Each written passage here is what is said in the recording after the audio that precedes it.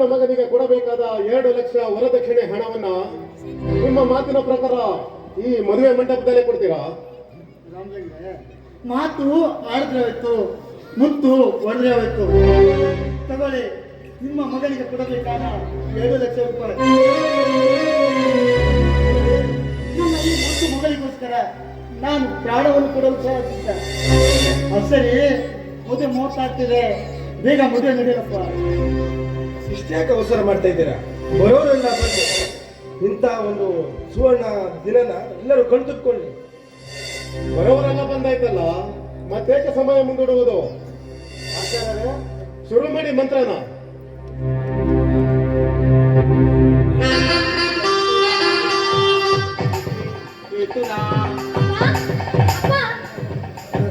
ರಾಜಶ್ರೀ, ನೀನೇನಿಲ್ಲಿ? ಜಗದೀಶ್, ನೀವೇನಿಲ್ಲಿ? ಹಸಿ ಮಣಿ ಮೇಲೆ ಕೂತು ವರನೆ ನನ್ನ ಅಣ್ಣ. ಹಸೆ ಮೇಲೆ ಕುಳಿತು ಮದುವೆ ನನ್ನ ತಂಗಿ. ಬಂದಿದ್ಯಾ? ಅಪ್ಪ, ತನ್ನ ತಂಗಿ ತಲೆ ಮೇಲೆ ಅಕ್ಷತೆ ಕಾಳು ಹಾಕುವ ಮಹಾಭಾಗ್ಯವನ್ನ ಕಳೆದುಕೊಳ್ಳಬೇಡ ಅಂತ ಒಬ್ಬರು ಪ್ರಚೋದಿಸಿದ್ರಪ್ಪ. ಅದಕ್ಕೆ ತಂದೆ. ಏನಿದು ನಿಮ್ಮ ಮೋಸದ? ಪ್ರಭುಲಿಗರೇ, ಏನಿದು ನಿಮ್ಮ ನಾಟಕ? ಆವತ್ತು ನಿಮ್ಮ ಮನೆಯಲ್ಲಿ ನನಗೆ ತೋರಿಸಿದ ಕನ್ಯಾಮಣಿ ಈ ನಿಮ್ಮ ಮಗಳು ರಾಜಶ್ರೀ ಅಂದರೆ? ಅವಳೇ. ಹಾಗಾದ್ರೆ ಈ ಹಸೆ ಮೇಲೆ ಕುಳಿತ ಕನ್ಯಾಮಣಿ ಯಾರು? ನನ್ನ ತಂಗಿ ಜಯಶ್ರೀ.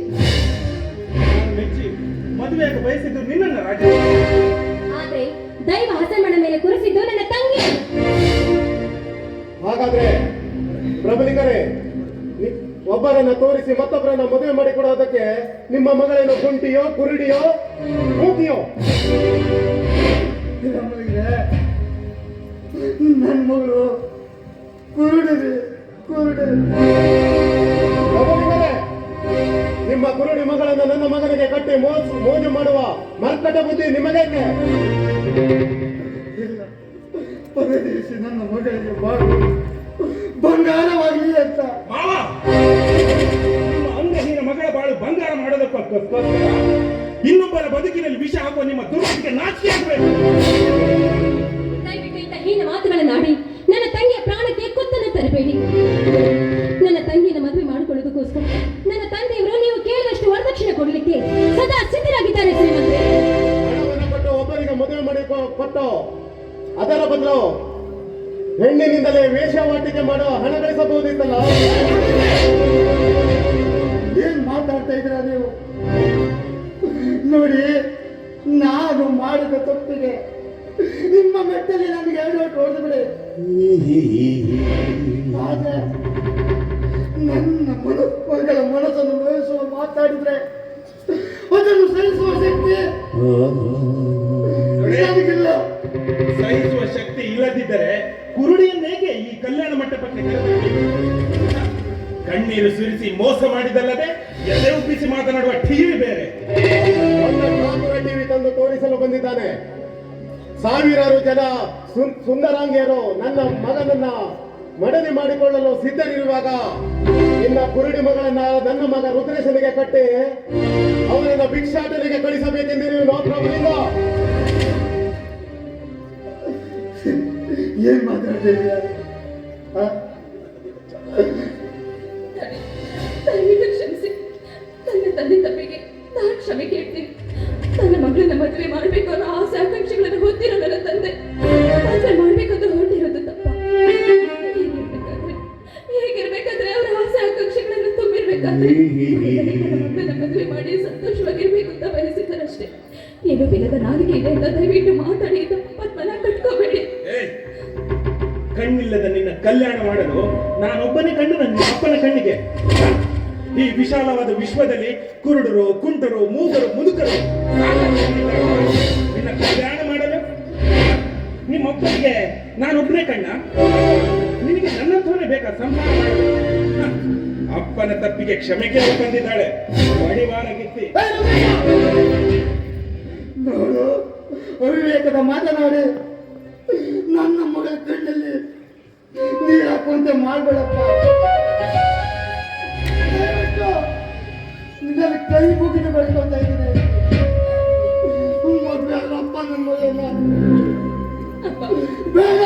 ಬಿಟ್ಬಿಡು.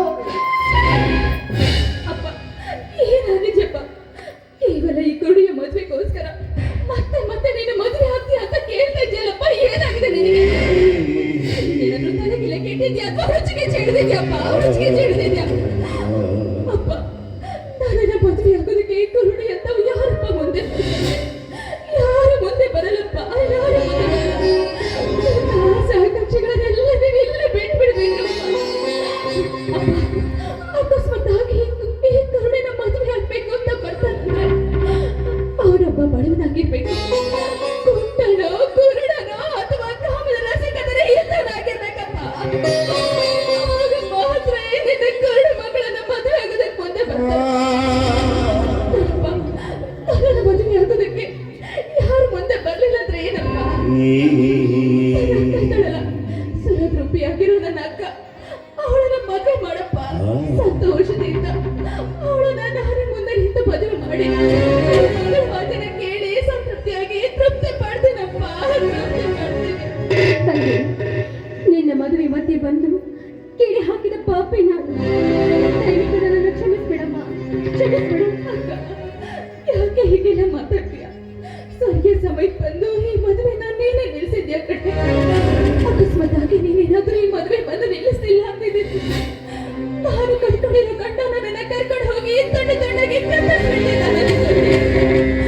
ನಾನು ತಂದೆಗೆ ಒಳ್ಳೆ ಮಕ್ಕಳಾಗಿ ಈಗ ಜೀವಂತವಾಗಿ ಅವ್ರ ಕಣ ಮುಂದೆ ಇನ್ನು ಮುಂದೆ ನಿಲ್ಲೋದಕ್ಕೆ ಸಾಧ್ಯವಾಗ್ತಿರ್ಲಿಲ್ಲ.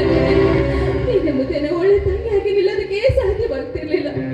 ಅಕ್ಕ, ಆ ದೇವರು ಎಲ್ಲರೂ ಕೂಡ ಒಳ್ಳೇದು ಮಾಡಿ ಮಾಡ್ತಾನೆ. ನೀನೇನ ಇದ್ರ ಬಗ್ಗೆ ಯೋಚನೆ ಮಾಡ್ಬೇಡಿ. ಯಾರು ಹಣೆ ಬರ್ತಾರೆ, ಏನ್ ಬರ್ತಿರೋದು ಅದು ಆಗ್ಲೇಬೇಕು. ನೋಡಿ, ನೀವು ಬಯಸಿ ಬಂದಿರೋ ಆ ಹುಡುಗಿನ ಮುಂದೆ ನಿಂತು ಮದುವೆ ಆಗೋದಕ್ಕೆ ತಯಾರಾಗ್ಬಿಡಿ. ಬೇಡಮ್ಮ, ಬೇಡ. ಇಂಥ ಹಣವಂತರನ್ನ ಮದುವೆ ಆಗೋದು ಒಂದೇ, ಹೆಣಕ್ಕೆ ಬಾಸಿಂಗ ಕಟ್ಟಿಕೊಳ್ಳೋದು ಒಂದೇ. ಇಂಥವರನ್ನ ನೀನು ಮದುವೆ ಆಗೋದೇ ಬೇಡ. ನಡೆ ಮನೆ ಮಕ್ಕಳು. ನೆಚ್ಕೊಳ್ಳಿ, ಯಾರು ಇಲ್ಲಿಂದ ಹೋಗ್ಬೇಡಿ. ಅಣ್ಣ, ನೀನೇನು ಮನುಷ್ಯನೋ ಅಥವಾ ಮನುಷ್ಯ ರೂಪ ತಾಳಿದ ಮೃಗನೋ? ನೀನು 2 ಮಕ್ಕಳು ತಂದೆಯಾಗಿದ್ದೀಯಾ. ಮನುಷ್ಯ ಮಾಡಬೇಕಾದ ಕರ್ತವ್ಯ ನೀನು ಮಾಡಲಿಲ್ಲಲ್ಲಪ್ಪ. ಅಣ್ಣ, ಇತಿಹಾಸ ಪುಟದಲ್ಲಿ ಬರೆದಿರುವಂತ ಕಾರ್ಯನೇ ಮಾಡಬೇಕು ಹೊರತು ರಕ್ಕಸರತ್ತಿಗೆ ಕೈ ಹಾಕಬಾರ್ದು. ಹೆಣ್ಣಿನ ಬಹಿರಂಗದ ಬಣ್ಣ ಕಂಡು ಕೈ ಹಿಡಿಯುವ ಕಾಮುಕರೇ ಈ ಪ್ರಪಂಚದಲ್ಲಿ ತುಂಬಿರುವಾಗ ಪಾಪ ಅಂಗವಿಕಲರ ಅಂತರಂಗ ಅರಿಯದ ಸ್ವೀಚಾರಿ ಒಬ್ರು ಇಲ್ವಲ್ಲ. ಆ ಸ್ವೀಚಾರಿ ನೀನಾಗಣ್ಣ. ಕಣ್ಣಿಲ್ಲದಿದ್ರು ರೂಪವತಿ, ಗುಣವತಿ, ಶೀಲವತಿ ಇವಳನ್ನ ಕೈ ಹಿಡಿಯೋಣ. ಯಾಕೋ ಹೆಂಗಿದೆ ಮೈಗೆ? ದೊಡ್ಡವ್ರು ಮಾತನಾಡ್ಬೇಕಾದ್ರೆ ನಿನ್ನ ಮಧ್ಯದಲ್ಲಿ ಯಾಕೆ? ಈ ನಿನ್ನ ಕೊಬ್ಬಿದ ದೇಹಕ್ಕೆ ಪೆಟ್ಟು ಬಿಟ್ಟಿಲ್ಲ ಅಲ್ಲ? ಯಾಕೆ ಅಣ್ಣನ ಕೈಯಿಂದ ಪೆಟ್ಟು ತಿನ್ನಬೇಕೆಂಬ ಆಸೆ ಆಗ್ತಾ ಇದೆ ನಿನ್ಗೆ? ಅಣ್ಣ, ನಿನ್ ತೃಪ್ತಿಯಾಗುವಷ್ಟು ನೋಡಿ, ಆದ್ರೆ ಜಯಶ್ರೀಯ ಕೈ ಹಿಡಿ. ಅವನಪ್ಪ ಬಂದ್ಬಿಟ್ಟ ಮಹಾಪುರುಷ ಅವಳ ಪರವಾಗಿ ಮಾತನಾಡ್ಲಿಕ್ಕೆ. ಏ ಕತ್ತೆ, ಎಲ್ಲೂ ನಡೆಯದ ನುಡಿಗಳನ್ನ ನನ್ನ ಮುಂದೆ ನಡೆಸಬೇಡ. ಬಾಯಿಗೆ ಬೀಗ ಹಾಕಿ ನಿಂತ್ಕೊಂಡ್ರೆ ಸರಿ. ನೋಡೆ, ಎಲ್ರೂ ಹೊರಟು ಹೋಗಿ ಇಲ್ಲಿಂದ. ಯಾರು ಹೋಗ್ಬೇಡಿ, ಯಾರು ಹೋಗ್ಬೇಡಿ. ಇಲ್ಲಿ ಮದುವೆನ ಮುಗಿಸಿ ವಧುವರನನ್ನ ಆಶೀರ್ವಾದ ಮಾಡಿ ಹೋಗ್ಬೇಕು. ಅಣ್ಣ, ನಾನು ನಿನ್ಗೆ ಕೊನೆಯದಾಗಿ ಕಳಕಳಿಯ ವಿನಂತಿ ಮಾಡ್ಕೊಳ್ತೀನಿ. ಇವಳನ್ನ ಕೈ ಹಿಡಿತೀಯೋ ಅಥವಾ ಇಲ್ವೋ? ಇನ್ನೊಬ್ಬರ ಬದುಕನ್ನು ಉದ್ಧಾರ ಮಾಡ್ಬೇಕನ್ನೋ ಆಸೆ ನಿನ್ಗಿದ್ರೆ ನೀನೇ ಅವಳನ್ನು ಮದುವೆ ಆಗ್ಬಾರ್ದು. ಆಗ್ತೀನಿ, ನಾನು ಆಗ್ತೀನಿ. ನಾನು ಇವಳನ್ನ ಕೈ ಹಿಡಿತೀನಿ. ಆಗು ಹಾಗಾದ್ರೆ. ನಿನ್ನಂತ ನೀತಿ ಬಾಹಿರರಿಗೆ ಬುದ್ಧಿ ಕಲಿಸ್ಲಿಕ್ಕೆ ಇವಳನ್ನ ಕೈ ಹಿಡಿದು ನನ್ನ ಬಾಳ ಸಂಗಾತಿಯನ್ನ ಮಾಡ್ಕೊಳ್ತೀನಿ. ಬಾಳ ಸಂಗಾತಿಯನ್ನ ಮಾಡ್ಕೊಳ್ತೀನಿ. ಜಯಶ್ರೀ, ಬಾ ಹಸಿ ಮನೆ ಮೇಲೆ. ಜಗದೀಶ್, ಆಲೋಚನೆ ಮಾಡದೆ ಅವಿವೇಕತನಕ್ಕೆ ಕೈ ಹಾಕ್ಬೇಡಿ. ಈಗಾಗಲೇ ಕಾಲೇಜಿನಲ್ಲಿ ಒಬ್ಬಳನ್ನ ಪ್ರೀತಿ ನಿನ್ನನ್ನೇ ಮದುವೆ ಆಗ್ತೀನಿ ಅಂತ ಮಾತು ಕೊಟ್ಟು ಭರವಸೆ ಕೊಟ್ಟಿದ್ದೀರಿ. ಅದನ್ನ ನೆನಪಿರ್ಲಿ. ಭರವಸೆ ಕೊಟ್ಟ ಹೆಣ್ಣಿಗೆ ಹಾಡಿ ಕುಣಿದಿದ್ದೇನೆ ವಿನಃ ಅವಳ ಶೀಲಾಪನ್ನ ಮಾಡಿಲ್ಲ. ಅಂದಮೇಲೆ ಅವಳನ್ನ ಬೇರೊಬ್ಬ ಮದುವೆಯಾಗಿ ಮಂದಹಾಸದಿಂದ ಇರ್ಬೋದಲ್ವಾ? ಇರಬಹುದು. ಆದ್ರೆ ನಿಮ್ಮನ್ನೇ ದೇವ್ರಂತ ಅವಳ ಹೃದಯದಲ್ಲಿ ಇಟ್ಕೊಂಡು ಪೂಜೆ ಮಾಡ್ತಿದ್ದಾನೆ ಅಂತ ಹೆಣ್ಣಿಗೆ ಮೋಸ ಮಾಡಿದ್ಯಾದ್ರೆ ಆ ದೇವರಾದ್ರೂ ನಿಮ್ಮನ್ನ ಮೆಚ್ಚುತ್ತಾನೆ. ನಾ ಮೆಚ್ಚಿದ ಹೆಣ್ಣಿಗೆ ರೂಪವಿದೆ, ಲಾವಣ್ಯ ಇದೆ.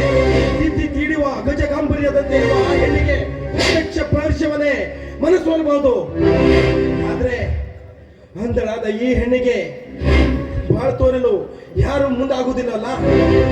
ಆ ಹೆಣ್ಣಿಗೆ ನಾನು ಆಸರಿಯಾಗಿ ಹಾಗಾದ್ರೆ ನಿಮ್ಮ ಮೇಲೆ ಸೇರಿಟ್ಟುಕೊಂಡ ಆ ಹೆಣ್ಣು ನಿಮ್ಮ ಮನೆಗೆ ಮಾರಿಯಾಗಿ ಕಾಲಿಟ್ಟು ನಿಮ್ಮ ಸಂಸಾರವನ್ನು ಚಿತ್ರ ವಿಚಿತ್ರವನ್ನಾಗಿ ಮಾಡಿದ್ರೆ ಮಾರಿಯಾಗಿ ಬಯಸಿದ್ರೆ ಅವಳನ್ನ ಬುದ್ಧಿ ಕಲಿಸಲಿಕ್ಕೆ ಆ ದೇವರಿವೆ. ಸರಿಯಾದ ಸಾಗಿನ ಸಂಸಾರದಲ್ಲಿ ಸಿಡಿಮದ್ದು ಹಾಕಲು ದೇವಾನು ದೇವತೆಗಳ ಹಿಂಜರಿಯುವಾಗ ಜನ್ಮ ಹೊತ್ತ ಈ ಮಾರಿಗೆ ಸಾಧ್ಯವೇ? ರಾಜೇಶ್ವರಿ, ನನ್ನ ತಮ್ಮ ಕಾಲೇಜಿನಲ್ಲಿ ಮೆಚ್ಚಿ ಮದುವೆಯಾಗ ಬಯಸಿರೋ ಹೆಣ್ಣು ಯಾರು ಅಂತ ನಿನಗ್ ಗೊತ್ತಾ? ಗೊತ್ತಿರ್ತೇನೆ. ನಾನು ಅವಳು ಒಂದೇ ಕಾಲೇಜಿನಲ್ಲಿ ಕೂಡಿ ಬೆಳೆದ ಸ್ನೇಹಿತೆ. ನಾವಿಬ್ರು ಇರೋದು ಒಂದೇ ರೂಮ್ನಲ್ಲಿ. ಈಗ ಅವಳನ್ನ ಪ್ರೀತಿಸಿ ಮದುವೆ ಆಗ್ತೀನಿ ಎಂದು ಮಾತು ಕೊಟ್ಟು ಬಂದಿದ್ದೆ. ಈಗ ಆ ಹೆಣ್ಣನ್ನು ವಂಚಿಸಿದ್ರೆ ಆ ಹೆಣ್ಣಿನ ಕಥೆ ಏನಾಗ್ಬೇಕು? ಅಕ್ಕ ಓಡ ಹುಟ್ಟಿದ ತಂಗಿಗಿಂತ ನಿನ್ನ ಆ ಸ್ನೇಹಿತೆ ಹೇಳ್ತಾ ಇದ್ದೇನೆ. ಇರಬಹುದಪ್ಪ, ನಮ್ಮ ಸುಖಕ್ಕಿಂತ ಬೇರೊಬ್ಬರ ಸುಖ ಸಂತೋಷವೇ ಮುಖ್ಯ ಅಪ್ಪ. ಅದರಿಂದ ನಮಗೆ ಪುಣ್ಯ ಸಿಗುತ್ತೆ, ಭಾಗ್ಯ ದೊರಕುತ್ತೆ. ಅಕ್ಕ, ನಿನ್ನ ಆತ್ಮೀಯ ಸ್ನೇಹಿತಳನ್ನ ಒಂದೇ ಒಂದ್ಸಲ ಇಲ್ಲಿ ಕರ್ಕೊಂಡು ಬಂದು ಮದುವೆ ಮಾಡೋದಕ್ಕೆ ಅಂತ ಮುಂದಾಗಿದ್ದಿದ್ರೆ ನಾವಿಬ್ರು ಅಕ್ಕ ತಂಗಿಯರು ನೆಮ್ಮದಿಯಾಗಿ ಸಂತೋಷವಾಗಿರ್ತಿದ್ವಿ ಸಂತೋಷವಾಗಿರ್ತಿದ್ವಿ. ರಾಜೇಶ್ವರಿ, ನಾನ್ ನಿನ್ನ ಹೊತ್ತು ಬೇರೆ ಯಾರನ್ನು ಕೈ ಇಡಲು ಇಷ್ಟಪಡೋದಿಲ್ಲ.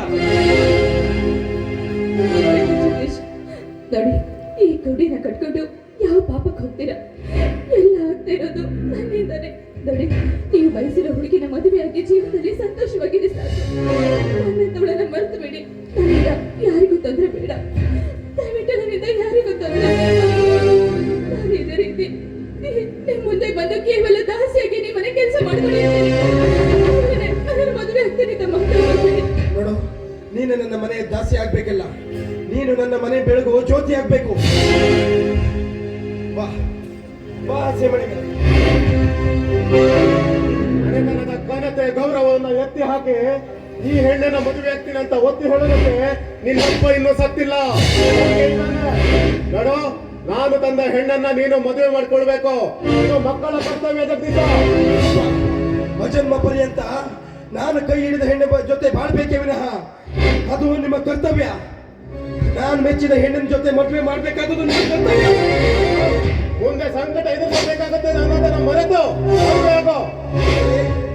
ಈ ಭೂಮಿಯ ಬಾಯಿ ಬಿದ್ರು, ಆಕಾಶ ತಲೆ ಮೇಲೆ ಬಿದ್ರು, ಇವಳ ಜೊತೆ ಸೇರ್ಕೊಂಡು ಪ್ರಾಣ ಬಿಡ್ತೀನಿ ಹೊರತು ಅನ್ಯ ಹೆಣ್ಣನ್ನ ಬೇಡುವ ಹೇಸಿ ಗಂಡು ನಾನಲ್ಲ.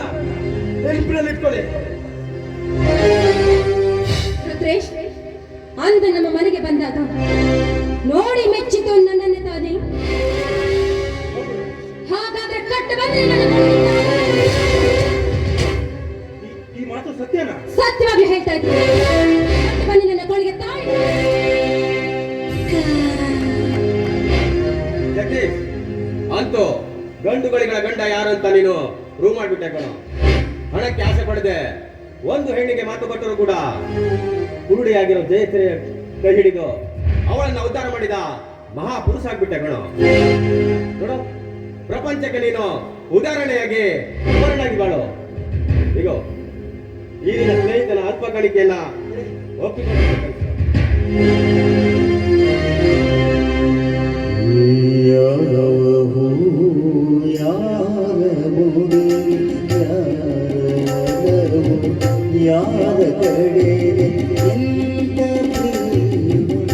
ಮಹೇಶ್, ಆವತ್ತು ನಾವು ಓದ್ತಿರುವಾಗ ಹೇಳ್ತಾ ಇದೆಯಲ್ವಾ, ನಾನು ಡಾಕ್ಟರ್ ಆಗ್ತೀನಿ ಹಾಗೆ ಹೀಗೆ ಅಂತ. ಈಗ ಏನಾದ್ಯೋ? ನಾನು ಡಾಕ್ಟರ್ ಆಗಿಲ್ಲ ಕಣೋ, ಒಂದು ಖಾಸಗಿ ಕಂಪನಿಯಲ್ಲಿ ಕೆಲಸ ನಿರ್ವಹಿಸ್ತಿದ್ದೇನೆ. ಅಲ್ಲ, ಏನಾಯ್ತು ನಿನಗೆ? ಓದ್ಲಿಕ್ಕೆ ಯಾಕೆ ಮುಂದೆ ಮನಸ್ಸು ಮಾಡಲಿಲ್ಲ? ಕಲಿತು ಡಿಗ್ರಿ ಮುಗಿಸಿ ಡಾಕ್ಟರ್ ಆಗಬೇಕೆಂಬ ನನ್ನ ಮಹದಾಸೆಗೆ ಆ ವಿಧಿ ಕೆಟ್ಟು ಬಂತು. ಕಂಡವರ ಕಾಲು ಹಿಡಿದು ನನ್ನ ಶಿಕ್ಷಣಕ್ಕೆ ಆಸರಾಗಿದೆ ನನ್ನ ತಂದೆಗೆ ಸೇರಿ ಹೋಗ್ಬೇಕು. ಹೀಗಿರುವಾಗ ನನ್ನ ಮಹದಾಸೆಗೆ ನಾನು ಕೈ ಮುಗಿದು ಬಟ್ಟೆಗಾಗಿ ಒಂದು ಖಾಸಗಿ ಕೆಲಸದಲ್ಲಿ ಕೆಲಸವನ್ನು ಮಾಡ್ತಿದ್ದೇನೆ ಕಣೋ. ಹಾಗಾದ್ರೆ ಇಷ್ಟು ದಿನ ನನ್ನ ಮುಂದೆ ಯಾಕೋ ಹೇಳಿಲ್ಲ ಇವ್ನು? ನೋಡು, ನೀನು ಡಾಕ್ಟರ್ ಆಗ್ಲೇಬೇಕು. ಅದು ನಿನ್ನ ಕನಸಲ್ಲ, ನನ್ನ ಕನಸು ಕೂಡ. ನಿನಗೆ ಎಷ್ಟೇ ಹಣದ ಚಿಂತೆ ಇದ್ರು ನಾನು ಕೊಡ್ತೀನಿ. ಅಪ್ಪ, ನನಗೆ ಮಾವ ಕೊಟ್ಟಿದ್ದಾರಲ್ಲ, ಆ ಹಣನ ನಾನು ಕೊಟ್ಟು ಬಿಡು. ನಿನ್ನಂತ ದರಿದ್ರ ದಾನವರ ಹಣ ನನಗೆ ಬೇಕು. ಮಹೇಶ್, ಈ ಹಣ ಇಟ್ಕೊಂಡು ನೀನು ಡಾಕ್ಟರ್ ಆಗ್ಲೇಬೇಕು. ನನ್ನ ಕನಸುಗಳ ಇದು. ಜಗದೀಶ್, ಅಂತೂ ನೀ ನನ್ನ ಪಾಳಿಗೆ ದೇವರಾಗ್ಬಿಟ್ಟೆ ಕಣ. ನಿನ್ನ ಆಶೀರ್ವಾದದಿಂದ ನಾನು ನನ್ನ ಶಿಕ್ಷಣವನ್ನು ಮುಂದುವರಿಸ್ತೀನಿ, ನನ್ನ ಮಹಾದಶೆಯನ್ನು ಈಡೇರಿಸ್ಕೊಳ್ತೀನಿ. ಮುಂದೆ ಕಣ್ಣಿನ ಡಾಕ್ಟರ್ನಾಗಿ ನೀ ಮಾಡಿರೋ ಉಪಕಾರಕ್ಕೆ ಪ್ರತ್ಯುಪಕಾರವಾಗಿ ನನ್ನ ಅತ್ತಿಗೆ ಜಯಶ್ರೀಗೆ ಕಣ್ಣಿನ ಭಾಗ್ಯವನ್ನು ನಾನು ಕೊಟ್ಟೆ ಕೊಡ್ತೀನಿ.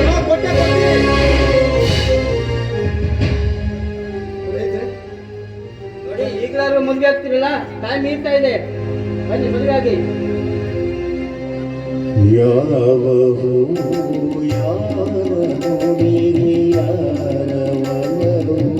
ಯಾರ ಕಡೆ ಎಂತ ಪ್ರೇಮ ಭಾವನೆ, ಯಾರ ವರವು ಯಾರಿಗೆ.